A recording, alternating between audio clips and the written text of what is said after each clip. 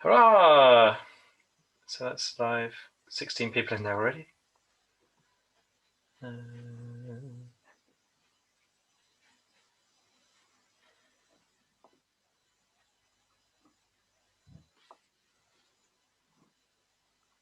So I'll go live on Insta now, shall I? Cool, yeah.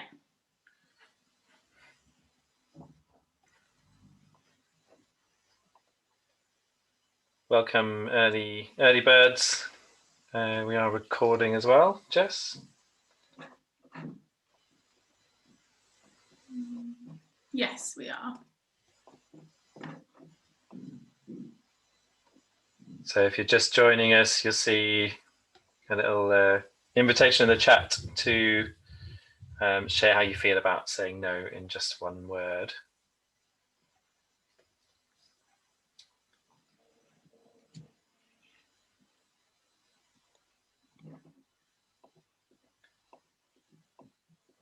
Awkward. We have some scared, awkward, icky, rude, yeah, rubbish, really gunky, difficult emotions to deal with when saying no. We are live on Instagram. Right, Jess, how do I add somebody on here? Tech Crossing has joined my Instagram. Hello. Go live with. Do you need to join it, Jess, and then I add you that way? So I will request to join. Let's have a look.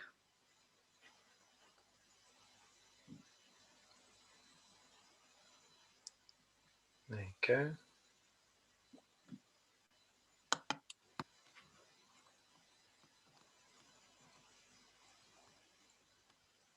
There we go. Welcome if you're joining us on Instagram. We're also live on Zoom with 56 people who are all early. So there's a little tech thing, Jess. How do I deal with the feedback? I think you've got to mute. What do I mute? Do I mute if I mute on the headphones and then? Yeah, okay, that's it. All right, I'm going to switch this from here then, and then we'll be all good.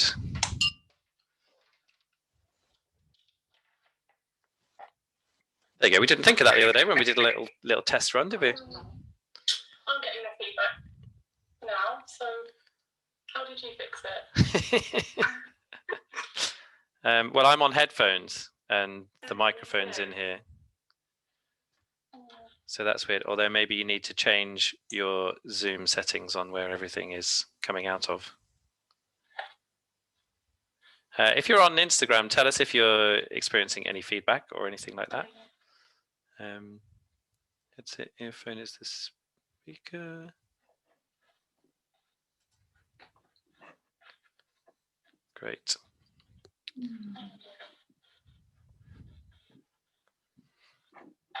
Welcome if you're just joining us. Some very expressive words happening in the chat right now. So just inviting you to share how you feel about saying no. Nervous, awkward, scared. Someone saying important. I like that one. Uncomfortable, nervous, apologetic. Oh, someone saying, Pam, thank you. Bottom left of the screen, hover to see your audio settings. Yes, mine is on, we're all on headphones.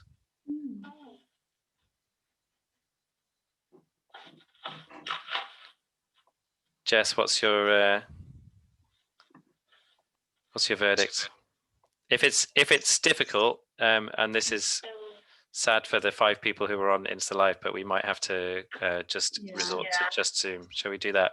Yeah, I think so. So apologies if you're joining us on Insta Live. You still have time if you want to just head to thinkproductive.co.uk. Then you'll see at the top of the screen on thinkproductive.co.uk a little thing that says free webinars. Click on that link and you'll be able to sign up and join us on Zoom if you'd like to do that on your phone. No need to download anything. We'll see you there, but we're going to close Insta Live and make a start, I think. There you go, end the video. So we are live with 121 of you and rising, which is great to see. 124 more people joining us all the time. So we'll just give you a moment just to get settled as we just hit 2 o'clock here. And we're asking you to just share in the chat how you feel about saying no. I'm also going to, just as we start, just put up a little poll for you here as well.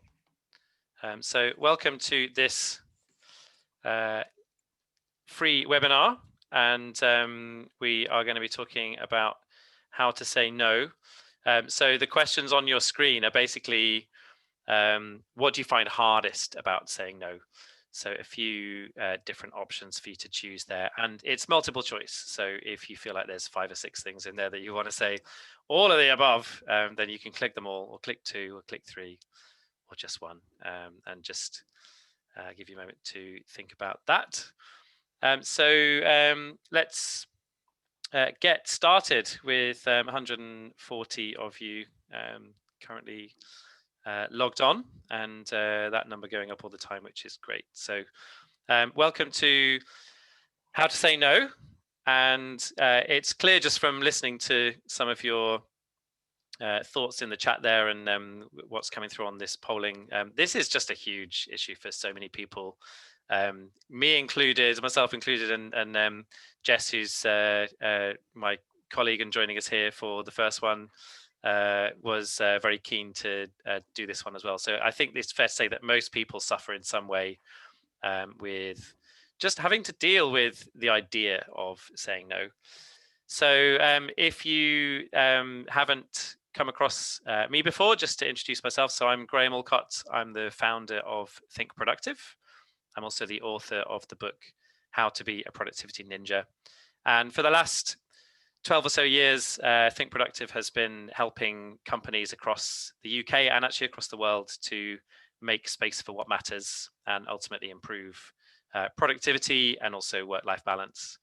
Lowering stress levels around the world is what we do. My contact details are on there, so feel free to make a note of those. We'll share them again at the end. And if you want to continue the conversation after the webinar, then please do. And just to introduce my colleague, Jess. Hi everyone, so I'm Jess. I work at Think Productive HQ.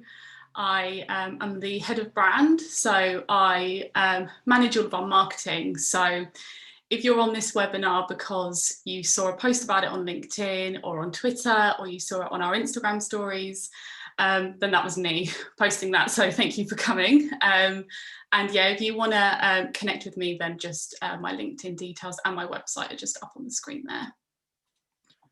So I'm just going to share you the results of the poll. So what we're finding is that the biggest issue seems to be just the idea of wanting to please everyone, and saying yes feels like the most obvious thing to do to be able to please people. We're going to talk about why that's not always the case later on in this webinar. So that's come out as our top answer, and then very high scores for just don't have the headspace to prioritize. So you end up saying yes to too much stuff and getting too much on your plate almost by accident. I can definitely relate to that right now, having taken on a couple of client things to do this week, which were very much kind of last minute requests from clients, and have left me a bit swamped this week. So I can definitely vouch for that one. And also it's my boss asking, so it's my boss. I have to say yes to my boss. So lots of stuff that we are going to cover on this webinar, and stuff that I think will hopefully help you to change and reframe in your mind the idea of saying no. Over to you, Jess. Thanks, Graham. So it looks like around sort of like 39–40% of you fit into this category of people that are you're feeling quite overwhelmed. You have so much on your plate that you're just not sure what you can say yes to and what you should be saying no to. So if you're feeling super overwhelmed, then some of the problems that you might be facing are, you might be finding it harder to focus on high impact projects. So it's much easier to say yes to things landing on your plate when you have no idea what you already have on your plate. So you're saying yes when you really should be saying no, but you don't quite have clarity over what you should be saying no to. And then that just means that you end up not meeting your commitments. So you're saying yes to everything because that's much easier than taking a step back and saying, and really looking at what you have on your plate, what you have coming up, and what you should be working on, and then making an educated no. All that just means that you're not meeting your commitments because you've overcommitted, and then you might be getting chased by your line manager or your colleague.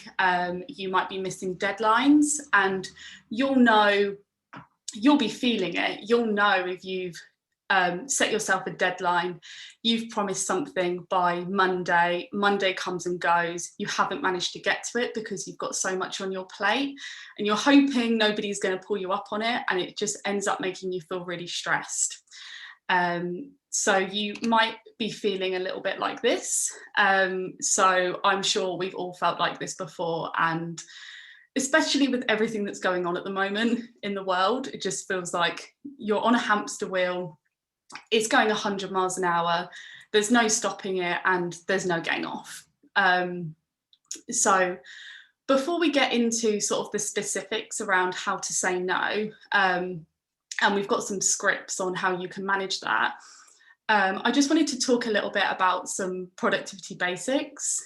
So these are things that we like to recommend you do, and we all do, so that it becomes much easier to then say no because you've got these things nailed. So that's things like having a second brain. So there's a really good quote by David Allen, who says, "Your brain is for having ideas and not for holding them." So we recommend you have a second brain. That could be a pen and paper system, like a bullet journal, or it could be an app. So, there's apps like Todoist, which I use, Asana, Remember the Milk, just having a really good second brain. So when you're in that position of overwhelm, you can dump it all there, and you're not having to rely on the brain in your head to remember things. You have your second brain to remember those things for you. We've all been in that position where we're about to fall asleep and something pops into our head that we realise we've forgotten, and we're like, I'm sure I'll remember that in the morning, and then you instantly forget. So having a really good second brain that's really clear is really helpful. And then having a project list. So most people don't have a project list, but if you do work towards projects, so that might be, you might have KPIs, or you might have, a 3-year strategic plan. Having a really good project list, that's clear with next actions, means that you can keep track of all that stuff that you're working on and make sure that you're focusing on that really high value work. And then the way to manage all of that is to review. So to have a weekly review is just a really good way to increase your focus and to get clarity around what you're doing. It also helps to then say no to the peripheral things that might be coming up. So the weekly review is a space that you will set yourself every week to go over that project list, to make sure it's up to date, to make sure it's clear, that there are goals there that are achievable, and next actions is really important. And that's also where you'll review your second brain. So you'll be able to capture all of the notes you've taken from meetings you've had that week, and you'll be able to make sure that you're not missing anything. So these 3 productivity basics are a really good way to set you up to say no much easier. So we're interested to see, I think Graham's just put a poll up there, which of these 3 productivity basics are you currently doing on a weekly basis? So do you keep all of your actions in a second brain? Are you keeping a clear and up-to-date project list, or are you doing a regular and consistent review, which can be quite hard to regularly and consistently review is quite a hard thing to maintain, and especially if you're feeling really overwhelmed, the last thing you want to do is take 2 to 3 hours out of your day to go and review. It just feels like the last thing that you have time to do. But then by not reviewing, you're just going to add to your overwhelm. I think it's really interesting how when you get into that trap of busy, our brain is biased much more towards action and doing rather than quality thinking and reflecting. And my experience is that, you know, the thing that often gets missed and leads to more busyness is taking the space for what really matters, which is, you know, working out what your priorities are, doing that quality, take a step back kind of thinking. So if you're partly joining this because you feel overwhelmed, then I would really encourage you over the next couple of days to find a space, a couple of hours, as Jess was saying. And if you don't have access to a good checklist to do this, then if you just Google Think Productive weekly checklist, you'll be able to find a little template from ours. Little question in the chat also was just about those apps that you mentioned, Jess, and someone saying, so Kavita saying, which apps and which one do you recommend? So I'm currently on one called Nosby. I think Todoist is probably the one I'd recommend if I was going to say, just try one out as a beginner. There's no kind of single app I'd recommend, just from the point of view of they have slightly different color schemes and sort of they all do basically the same thing, but they all have kind of slightly different user interfaces and stuff. So it's really the one that you're going to be most comfortable with is the one that I'd recommend using. Todoist, I think, is probably a very, very safe bet as a good place to start. So if I had to recommend one to get started, I would say Todoist. Someone else, Catherine in the chat saying, what do you think about Microsoft To Do? Yeah, does all the same stuff. There's so many of them. Trello as well. You know, all of those different apps will give you, as long as you can do 2 simple things on it, which is basically sort your actions based on where you're going to be to do them. So by people and places, and being able to also sort your actions based on a project view. So as long as they've got some kind of context or place type function and some kind of project kind of function, you'll have enough. And that will give you the ability when you're doing a weekly review to really see what's on your plate, see what's coming up, and also see project by project what needs to happen over the next few weeks and months. Well, thanks, Graham. So if you do these things, so you do a weekly review, so I can see in the poll that got over half of you have a second brain, a lot of you are keeping a clear and up-to-date project list, and also a lot of you are doing a regular review, so that's really good. By doing these things, it just helps you and makes it much easier to be ruthless. You know exactly what you've got on your plate, and so it's much easier to start saying no to things because it's quite clear what you've got coming up.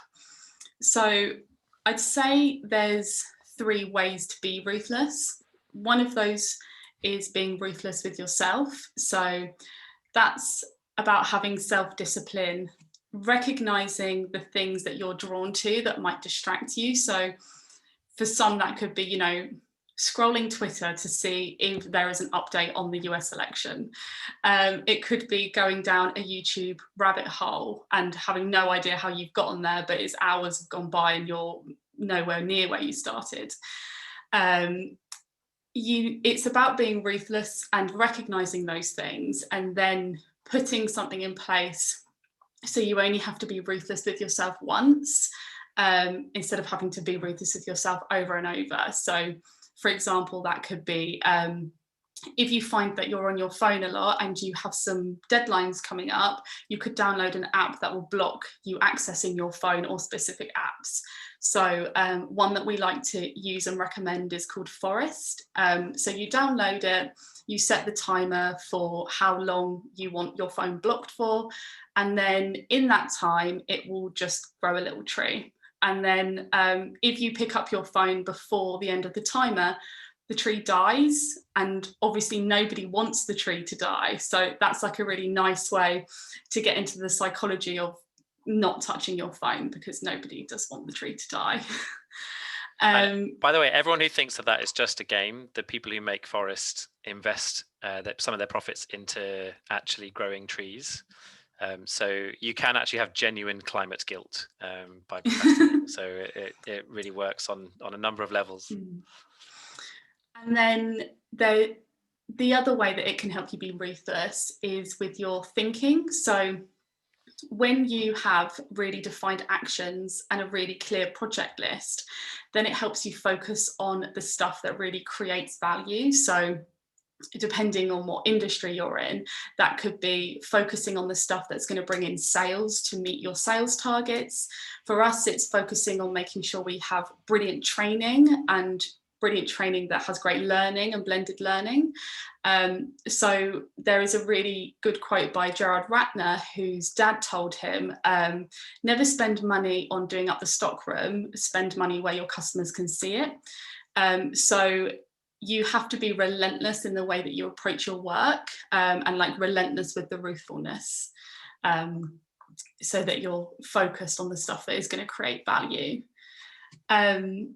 And then lastly, you need to be ruthless with your attention. So you need to set boundaries with other people, because you could have a really good system in place, but there will always be other people that are going to want your attention. So it's about setting really clear boundaries with those people who might interrupt you when you're in your flow or when you need to do deep work. So that could be having surgery hours or an open door policy, so you can be really clear with your team about when they can come to you and say, you know, from 2 till 5 every day, my door's open, you know, send me a Zoom invite if you want to have a chat, you know, if you need to brainstorm or you have any stucks, that's the time that I'm available. And then the flip side to that is they know when you're not available. They know until 2 o'clock you're off doing deep work. At Think Productive, we have a no internal meetings Wednesday. So it's like a really easy way to for us to manage our attention. So throughout the week, we know Wednesday is the day where we're all going to be off doing really deep work. And so we don't want to interrupt each other's deep work. So we don't have any meetings on that day. So those are like and because I get to make my own rules, mine is basically every morning. So from early in the morning until I think it's 1 o'clock most days and 2 o'clock on Mondays.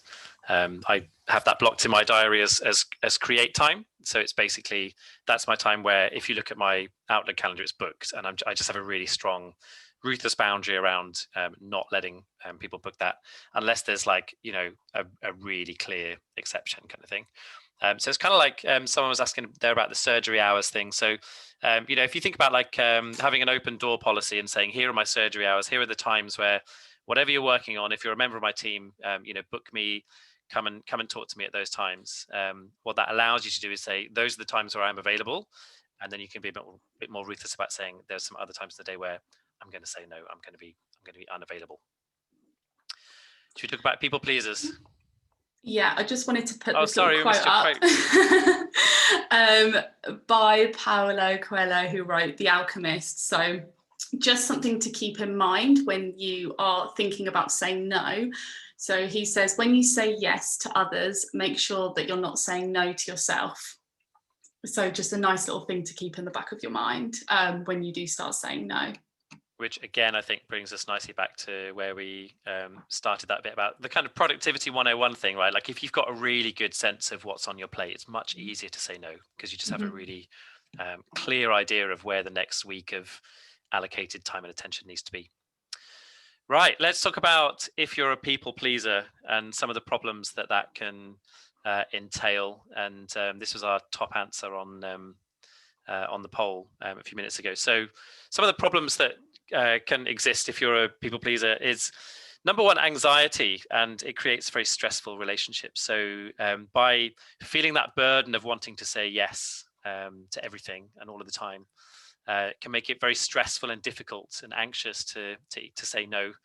And if you have said no, then you probably are going to ruminate on that and think about that, you know, long afterwards, thinking, oh, have I let that person down? And I'm going to give you a way to flip that around in a minute. Blurring of the boundaries as well. So often if you're saying yes to too much stuff and wanting to please everybody, you may be going outside of your own remit and into someone else's. You may be taking on things that really your boss should be doing or other people in your team should be doing. And that's unfair, you know, right? Because you end up doing more than your fair share. You've probably heard that phrase, which goes something like, if you want something done, ask a busy person. And, if you get the reputation for being someone who always says yes to stuff, of course, people are going to gravitate to you and try and offload their work onto you, which just isn't fair. So really important to practice this, learn and sort of develop the muscle of saying no. And so here are a few ways to do that. The first is a really simple one. Recognize that no is a complete sentence. So you don't have to justify saying no. Of course, there are occasions where you do, but if you start from the premise that it's okay to say no, and it's actually okay to say no without offering an excuse or a justification, it's really difficult to do. It's something I've practiced a lot over the years. I remember I had a really big breakthrough a few years ago. I got invited by my publisher to go to this party in London, and basically I live an hour away on the train from London. I don't really like going into London in the evenings to do stuff like that. I don't really like networking parties and stuff like that. And when I first got invited to one, I went along and I really hated it. And then when I got invited a year or so later, I said no, but with an excuse. And then by about the third year, I was like, I'm just going to say no. So I went back and I just said, I don't really like these kind of things. I'm sure it'd be great, but it's just not my thing. So I'm just going to say no. And it felt so good just being able to say, yeah, I'm just choosing not to do this. I wasn't kind of lying and telling a white lie, saying, oh, I'm really busy, or I've got some other plan. Like I didn't have another plan, but I just didn't want to do it. So I just said no. And I think that's not always possible, but it was a huge revelation when I realized that I could get comfortable with that. And that was a really important thing for me. Here's a few other scripts that you can try as well. So there are a whole number of ways where if you do need to give some kind of excuse or some kind of explanation along with saying no, there are a few things that have really worked well for me that you can try too. So one is to say, and I think a lot of these really come down to the same kind of idea, which is basically that it's really important to honor and value the thing that you're being requested to do. So bear in mind that if you're being requested to take part in a project or speak at an event or whatever, the person who's asking you, it really values this event or this project or this thing they want done.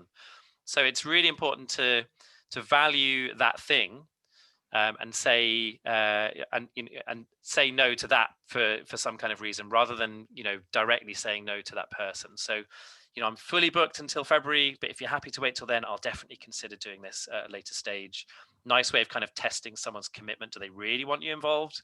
Do they really need your input on this? And if you can push back in terms of time, then you're kind of testing their commitment. The ultimate one of those, I think, is the one on the left there. So I'm sorry, I don't have the time to do a good job with this. This thing's really important to get right. And I don't necessarily have enough capacity to be able to do that in the way that it really needs to be done because it's important. So you're really honoring and valuing that person. And you're really honoring and valuing the thing that they want to do. But at the same time, you're saying, look, this just doesn't fit with everything else that I've got going on. At the bottom there, I can help with this, but show me what I need to drop to make room for it. Really good one for your boss. If you're talking to your boss and, we all have those moments where it's like the Superman test, right? Your boss arrives at your desk or on a Zoom call and says, got this huge thing. It's a massive emergency. Are you going to step up to the plate? Like, you always want to be the person who steps up to the plate and says, yes, I can be the superhero. But actually, we all also know that we've got this other to-do list behind us. And there's often that moment where we have to decide, do we want to be the superhero because we want to be too? Or are we going to actually push back a little bit? So to push back in a way that says, look, I'd love to do this thing, but here's all the other stuff you've given me. It's all on my project list and my actions list. It's all part of my second brain. Let's look at this objectively and look at the data here and work out where this fits in terms of prioritization. That's a much more objective way of having that conversation rather than the subjective thing of, someone's asking me to do something. I'm saying no, it looks like I'm unreliable or not committed or whatever, which is a very subjective response. Sorry, I can't help you, but have you tried? So thinking about other people, other methods to do it. So again, you're investing somewhat in the idea of that project or that thing. You're just saying that you're not going to be the person that's going to really take it forward. And also kind of personal policies and allocations. So everyone's been talking about Zoom fatigue recently. So perhaps you have some kind of personal policy about the number of Zoom calls you do in a day. And then it's like, hey, I've used up my Zoom calls today, but we can meet next week. I have a similar one around travel into London for meetings, and I get a lot of those emails of people kind of asking if they can buy me coffee and that kind of thing. And I do some of them, but often what I'll do is I'll say, look, I do 2 London days a month. I've actually used up my allocation for this month. So again, I'm not kind of saying you are not worthy of my time and attention. I'm saying, hey, like I've used up my allocation this month. Another time I would have been able to say yes. And again, you can kind of say, maybe come back to me in a couple of months' time, and it might be different. So just a few scripts there that I think can just really be helpful if we do need some kind of justification. But the main one's in the middle, right? No can be a complete sentence too. Let's talk about meetings. I think lots of people need to say no to more meetings, including the people who are organizing some of those meetings. But that's another story. If you want more about meetings, you can actually pre-order a book that I've just written with Hayley Watts, who's one of our Ninja colleagues. It's called How to Fix Meetings, and that's already available with an Amazon link for those of you who want to pre-order that book. It comes out next year, April next year. So How to Fix Meetings. But yeah, saying no to meetings. One little golden rule here is no agenda, no attendance. So, if someone wants to take away an hour and a half of your time, make sure they have a really good rationale and reason behind that. So are they really clear about what the meeting is for? Are they clear about how you fit in? And really the top Ninja level version of that is no purpose statement, no attendance. So rather than just having an agenda of we will discuss this, this, and this, the purpose statement sits above that and it says, well, why? Like, what are we doing with this? So get into the habit, if you're organizing meetings, of writing a purpose statement. The purpose of this meeting is to get to this point, discuss this thing, decide this thing, and then here are the agenda items. And then you'll find that you're much clearer on who you need in meetings, and you can help other people to say no to some of those things that steal their time as well.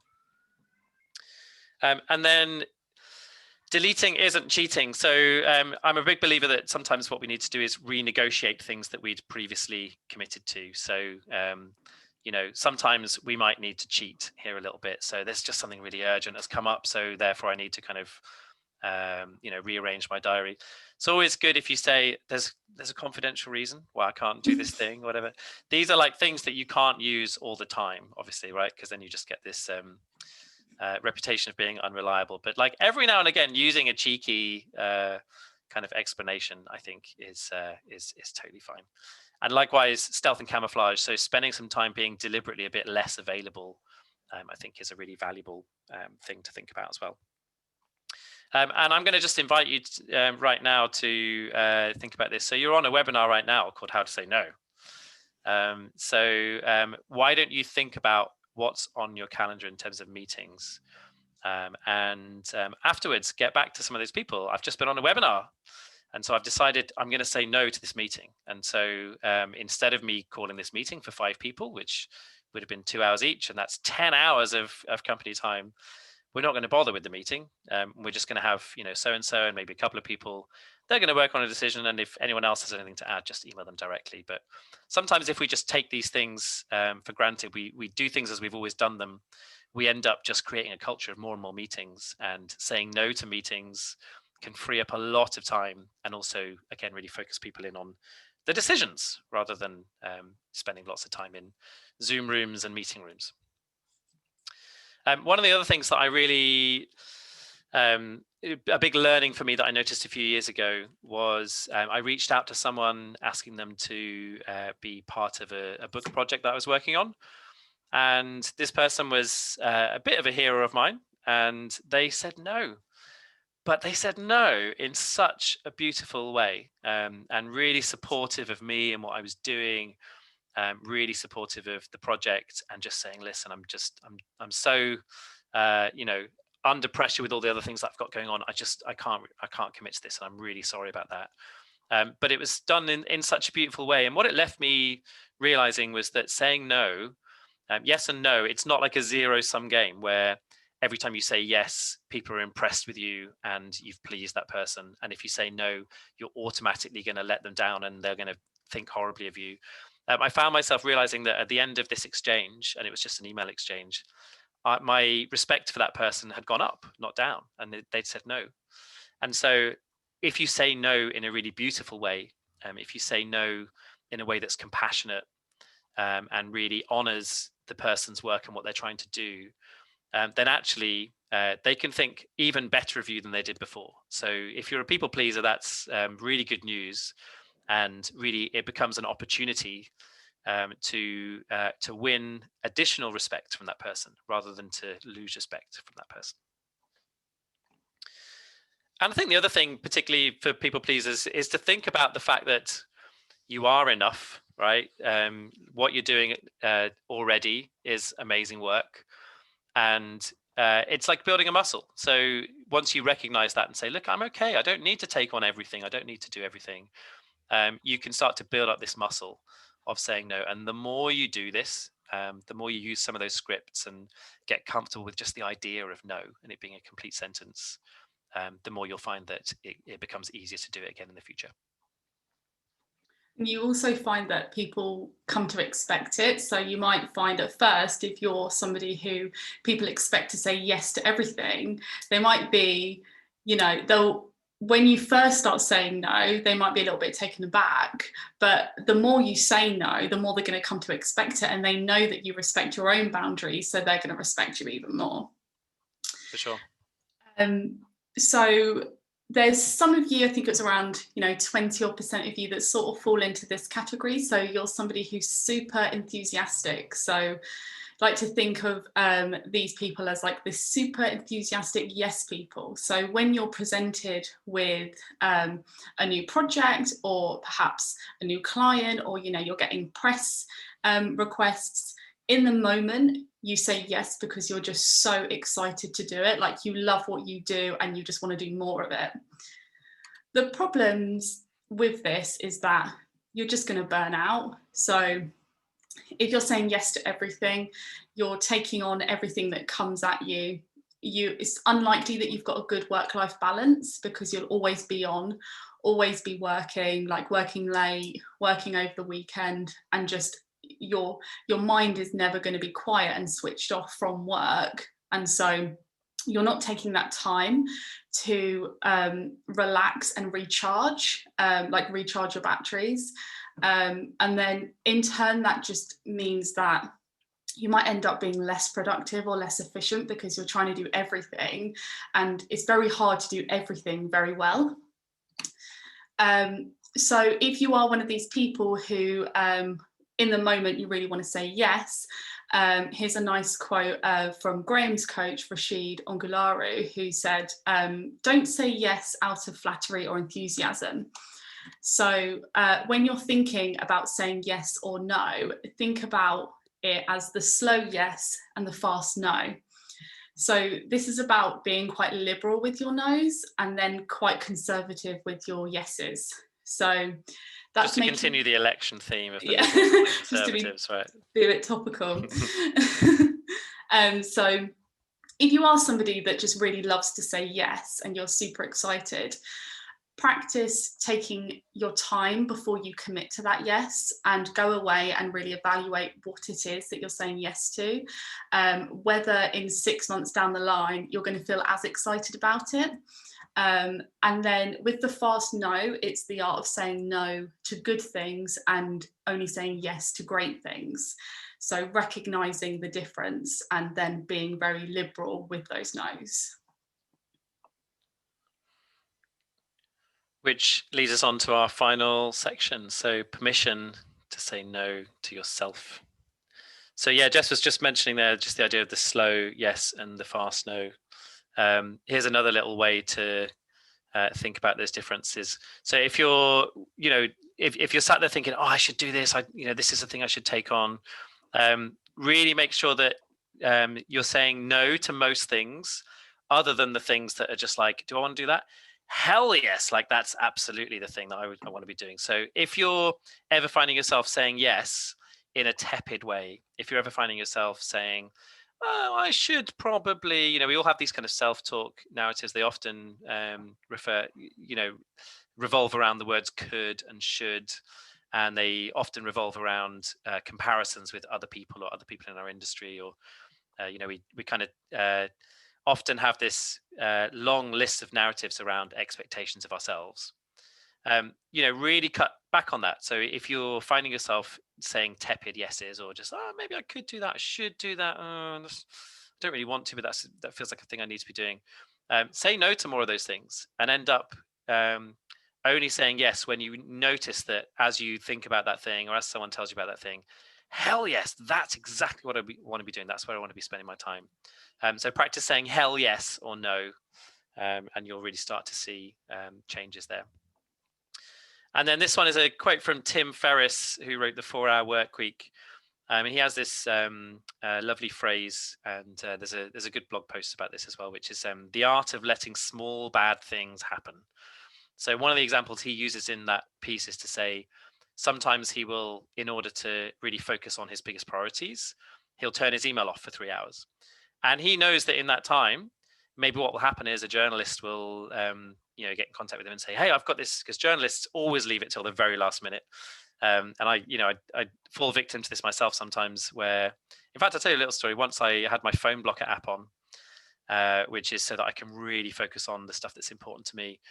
And then I had basically a voicemail when I turned the phone blocker app off, and it was from BBC 5 Live saying, hey, we're doing this urgent thing right now. Can you come and be on national radio and stuff? And it's like, yeah, I missed the opportunity to do that. But you know what? I was really focused on the stuff that mattered to me in that moment. And so small bad things will happen.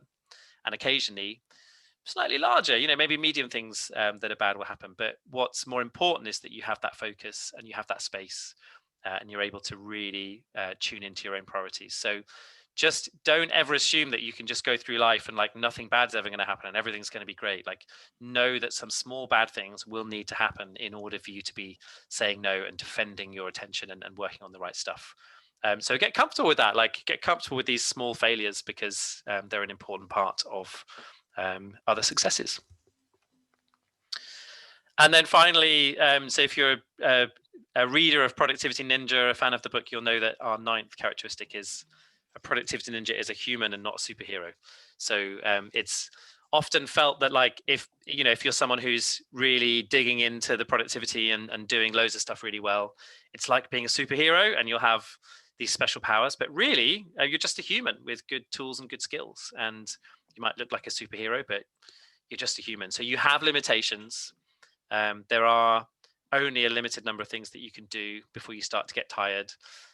You have depleting resources in terms of energy, and we need to recognize that in ourselves and in each other in order to really be realistic about the work that we're doing and focus on the right things. There'll always be too much to do at the end of the day.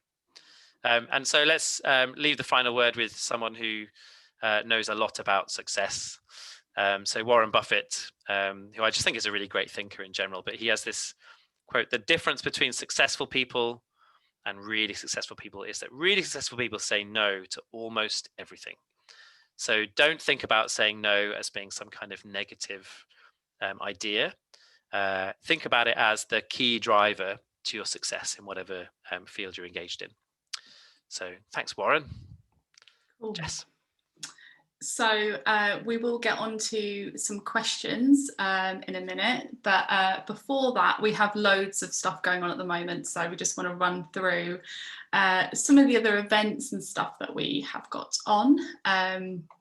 So you might be sat there thinking, yeah, my team, especially since working from home, have so many meetings, we're just working on email all the time.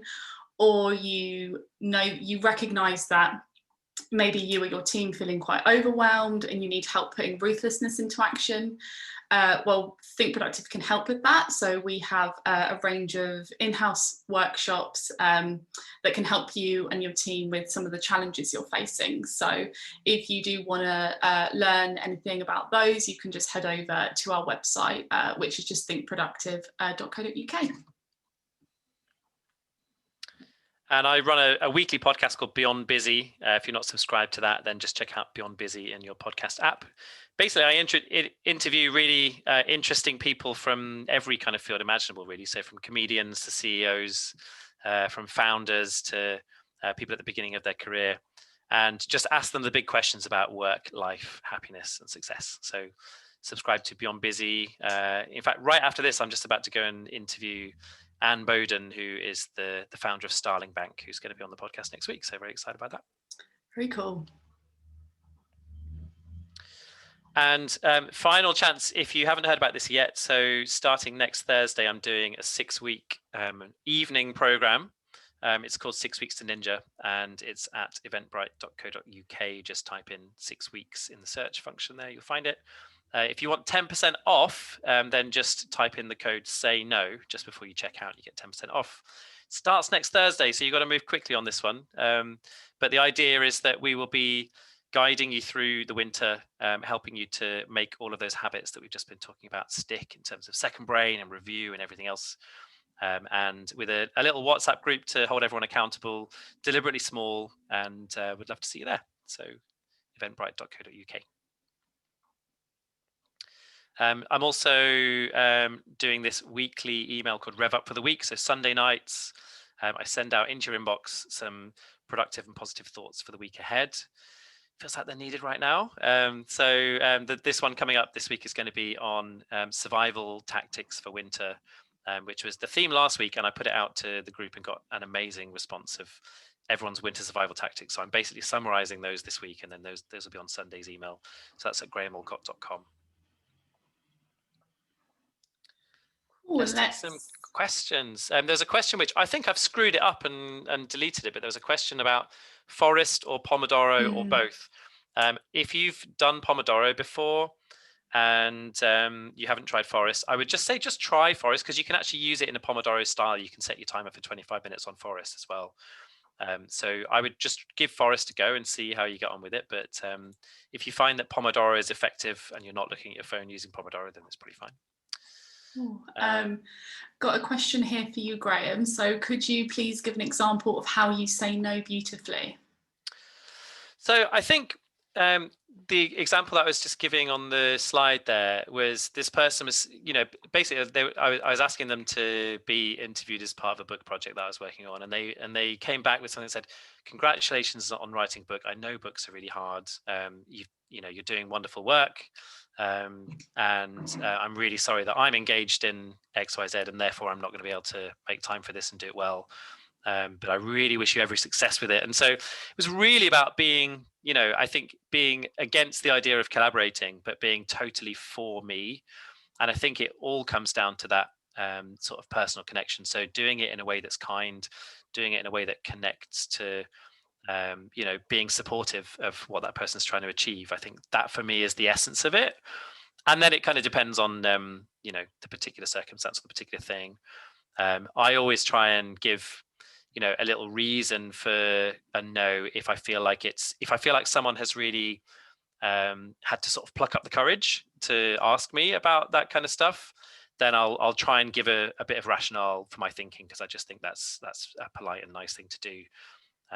And then, there's other things that I get asked to do where I definitely want to practice not doing that and making no the complete sentence. But I think doing it in a way that's really allows that person to feel good about the project they're working on, even in the midst of a rejection, I think that's the key thing. Cool. And how do you deal with people who won't take no for an answer? I guess it depends who they are, doesn't it? So I think if it's your boss, then I would come back to what we were talking about near the beginning about saying it's a very different conversation if you're able to say, yes, I'll take this on, but show me what I need to drop. So here's my list of all the other stuff you've given me. Where does this fit? Is it the higher priority? Help me prioritize. So you're not saying, I'm saying no to this. You're saying, help me prioritize and fit this in properly. And is it above this thing or below that thing? So I think if it's your boss, which is, maybe the sort of thinking behind that question, then I would go in that direction. And then the other one that springs to mind on that is the people on kind of LinkedIn and stuff, where you add them on LinkedIn and then, or they add you on LinkedIn, and then within 10 minutes they're sending you like, "Oh, can I tell you about my company and book in here for 15 minutes and all that stuff." And in all honesty, I'll give a polite no in the first instance, and then if it carries on, I will just block them. So again, you don't want those people kind of stealing your attention at the same time. We are formally kind of at the end of our time, but what we will do, because we haven't had that much time for questions, we will, as we often do on these free webinars, we'll stick around for a bit of what I call after dark. So we'll formally wrap this up, and then if you want to just stay on the line, we'll just do some more questions and all of that kind of stuff. So because we want to honor your time, just to say thank you for being part of this free webinar today. The code, if you want to be involved in 6 Weeks in Ninja, you've just got a week to do that. Is at the bottom of the slide there. So say no. And we will be back with some more free webinars over the next few weeks. So we've got quite a lot going on. Doing a webinar on the productivity of kindness for World Kindness Day. And then we'll be into doing some webinars around nutrition and how to eat to have the best energy for work towards the end of the year, ahead of the book How to Have the Energy coming out early next year. So thank you again from myself and from Jess for being part of this. Thank you very much. And we'll see you on a future free webinar. Thanks for being here. Thanks, everyone. So for the benefit of the next little while, lots of chat's gone crazy with lots of people saying thank you, everybody, for Thank you. just saying hi in the chat there. We'll hang around for a few minutes. I've got to go and get ready for this podcast thing as well. But let's just do some more quick questions. I've got a long question here from Lucy, who said, do you have any tips specific to healthcare settings where saying no has an impact on not just colleagues, but patients and their care? Even allowing small bad things to happen can be inappropriate and harmful, but we're all still human and can't do everything. Yes. So that's a very good challenge to the idea of the art of letting small bad things happen, which is like, I don't want a pilot to do that, or like someone in an operating theatre, right? So I think there's often, there's obviously limits there to what we mean by small bad things in that circumstance. I would say those would be big bad things. We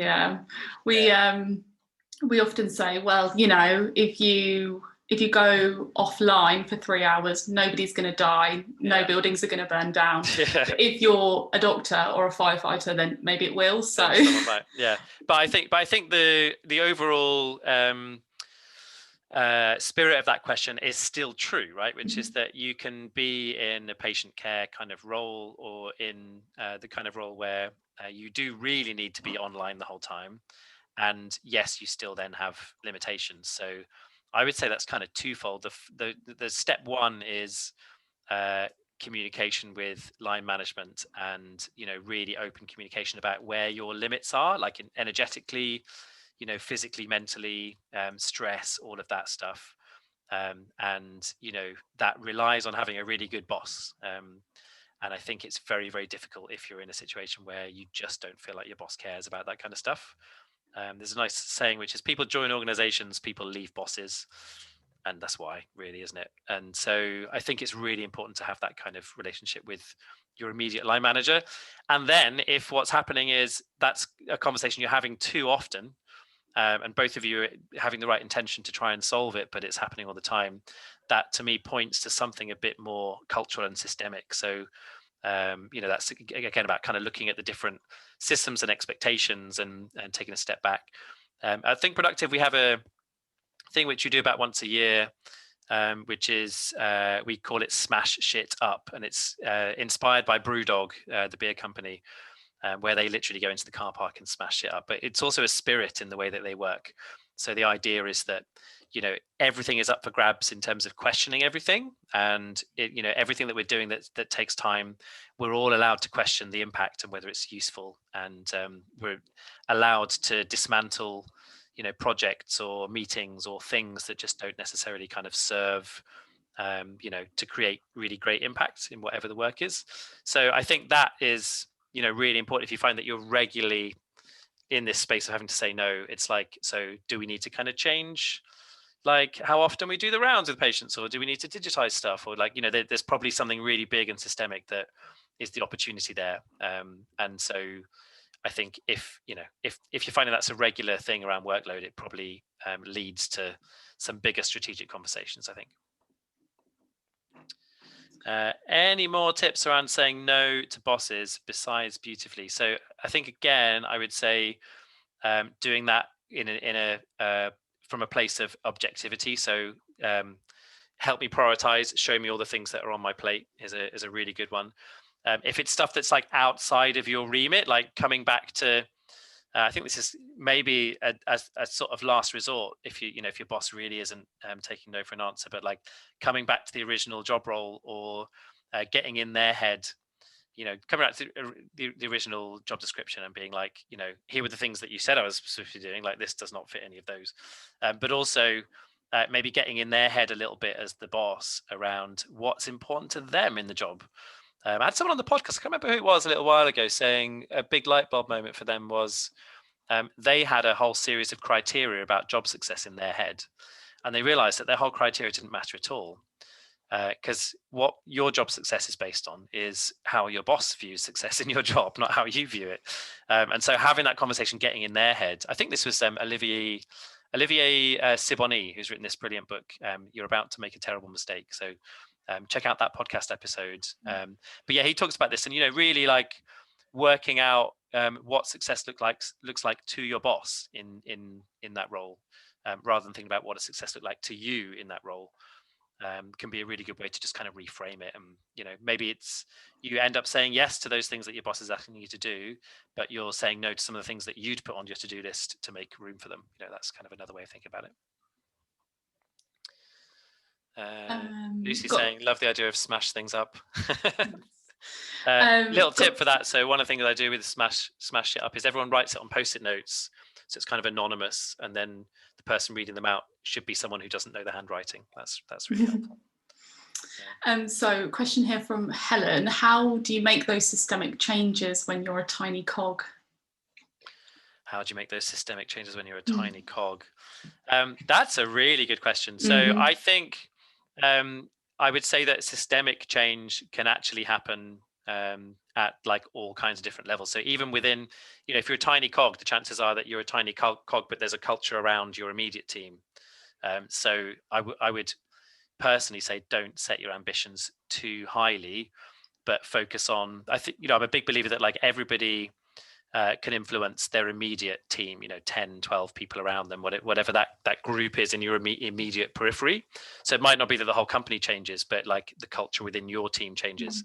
And I think, again, ultimately, that's about kind of recognizing, the power that we all have to be role models with a lot of this stuff. So if you and your boss have a conversation and decide to be modeling a different way of doing things, that can very quickly spill out to the people. Because guess what? Like if you're really struggling and are really overworked, it's probably the same for a lot of the other people around you. So figuring out what to drop for you and for your boss can end up helping the 10, 12, 15 people around you as well. So I would say don't necessarily think that you're going to change the whole world, but kind of change your little bit of the world, Yeah, absolutely.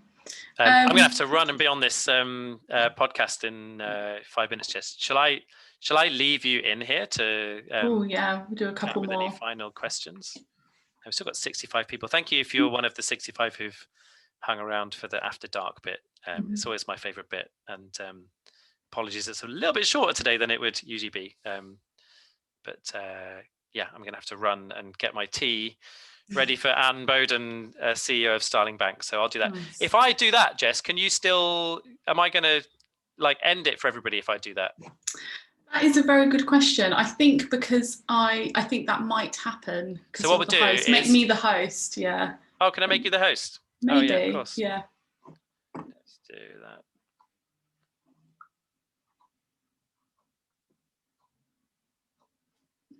Right, you are the host. I'll leave everybody in your capable hands. And thanks, Graham. See you soon. Thanks, Jess. See Thanks, you everybody. soon. Bye.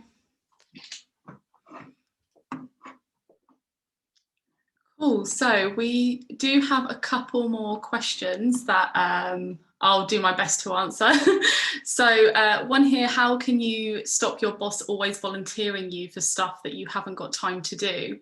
So I think with the productivity basics, like that will really help. So your boss might be volunteering you to do stuff, but they're not clear that you don't have the time to do it. So if you're communicating quite clearly your project list, you have an up-to-date second brain, and if you have a regular medium where you can feed that back to your boss. So I have a sort of a weekly one-to-one with my manager Elena, our MD, and so it just means that in that meeting I can share with her what I'm working on, if I'm feeling overwhelmed with stuff to do, what I can reprioritize. So if they're always volunteering you, for stuff. It might be that they don't really have clarity on what you're doing, or they might think that you do have the space. So I try to make sure that nobody's having to read my mind, and I'm quite clear with what I do have on, so that they stop volunteering you, or they know when they do volunteer you for something that you are busy, and they will start offering to change something. So can you do this? I know you've got this on, that can wait. And so hopefully you'll start building that communication with them.